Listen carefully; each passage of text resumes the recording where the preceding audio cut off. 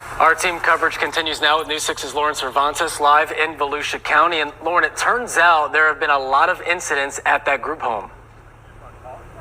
Well, that's what the sheriff tells us. Last night, Sheriff Mike Chitwood called this home a failure and a disgrace to the juvenile justice system.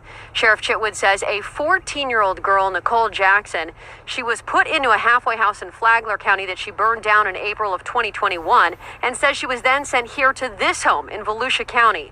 According to records, this home has the capacity to house 559 people, and DCF inspected the home back in September of 2019 and found one of the program personnel had not completed training requirements yet. Now, according to an ACA report, no deficiencies were found during inspections, with the last one listed in April of 2019. Last night, Sheriff Chitwood saying that they've received 289 calls to this children's home in 2020 alone for various incidents, and records show that some of those incidents include aggravated assaults and batteries. Now, Sheriff Chitwood had strong words calling for the exposure of the failures of the Department of Juvenile Justice and for kids to be in secure facilities that can handle them. This is the greatest country in the world, man.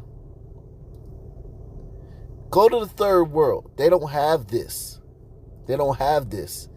You see kids wandering around in tattered clothes and rags, begging for food, or forced to stay with abusers and molesters and sell their bodies just to survive. So no system is perfect, but what do you do? Like, I feel like America, we're held to such a high standard, and people complain so much about America, but they don't have these things in the third world. Go to Nigeria and find a home where a bunch of kids whose parents couldn't take care of them, or parents didn't want them, or delinquents, are housed and fed 3 meals and have a bed. Yeah, it's a rough place. Yeah, it's a dangerous place because you got all these sociopathic, antisocial kids in one spot. Yeah, there's probably some abuse that goes on. Yeah. 2 of them escaped. Go to the third world. Try doing this. Try looking for something like this in the Philippines or something.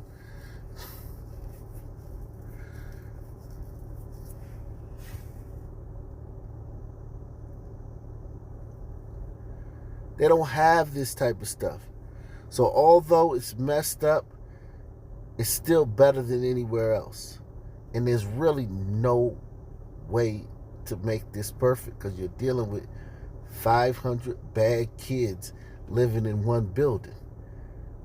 Well, no kids is bad. You can't. How you gonna say that about kids? Shit. I was a kid around a bunch of bad kids. Kids can be demon-seated. Kids can be bad. They know right from wrong and they still can be bad. I don't know where the hell you grew up. We don't have these kids in secure custody. You know why?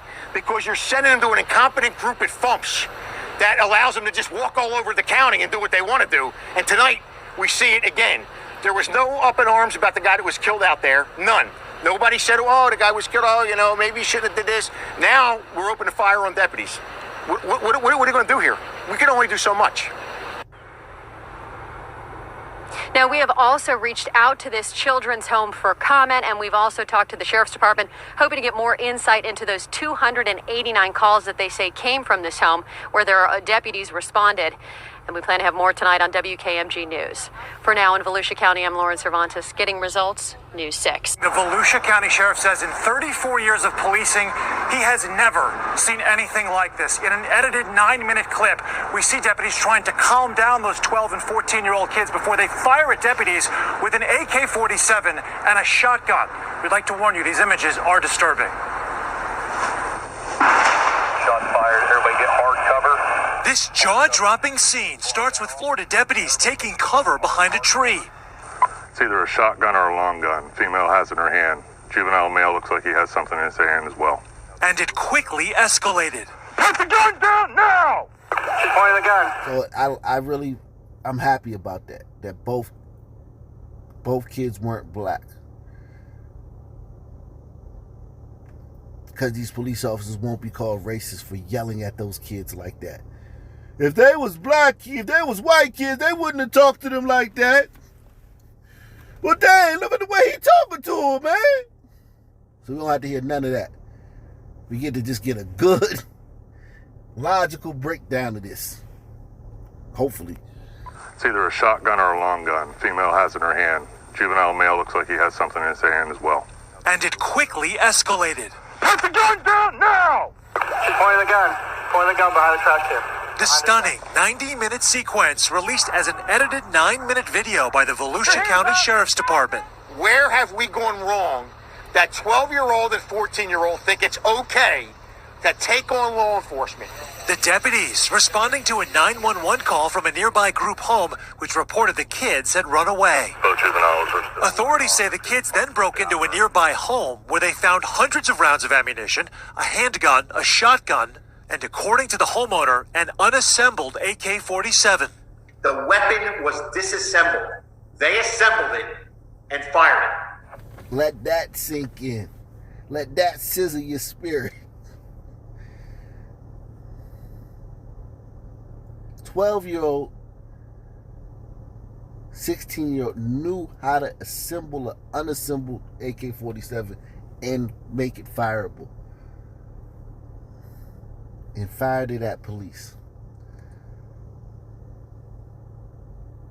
And nothing's going to happen to them. Because, I mean, what can you do to them? They're little kids. They're already in the group home. What you going to do to them? Nothing will happen to them. Except for a lot of praise from their peers. Because their peers are other little delinquents in the group home. They're not going back to the glee club. They're not going back to the honor society. The kids are going to be like, you shouldn't have done that, Steve. Not cool. Nicole, nah. These kids are going to be the shit when they get back to their group home, wherever they go. Found hundreds of rounds of ammunition, a handgun, a shotgun, and according to the homeowner, an unassembled AK-47. The weapon was disassembled. They assembled it and fired it. Sheriff Mike Chitwood says deputies spent 45 minutes trying to contact the children before the gunfire started. Don't make me do this. Don't do this. You know you wanted to do that. That's the only reason you joined the force. For this moment. So you could shoot that little black girl for nothing. While they sit home and air conditioned and Monday morning quarterback every move that cops in the heat of battle make. And that's normal behavior.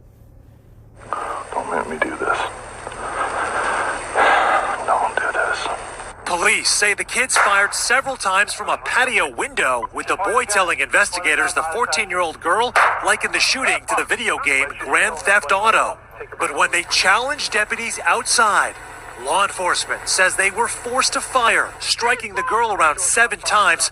Get up on her, get up on her. Gray, you get that rifle? Before rushing to save her life.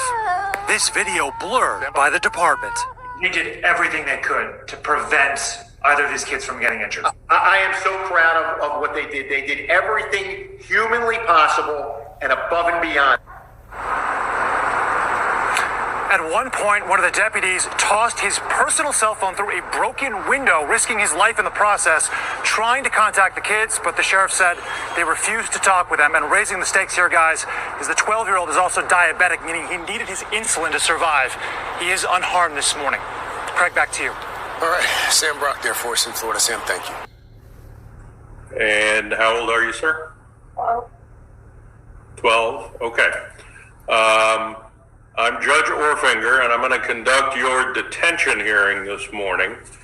The purpose of a detention hearing, sometimes we call them a first appearance, but the purpose of a detention hearing is for me to determine whether there is probable cause that an act of juvenile delinquency occurred and that you are the person who committed that act of delinquency.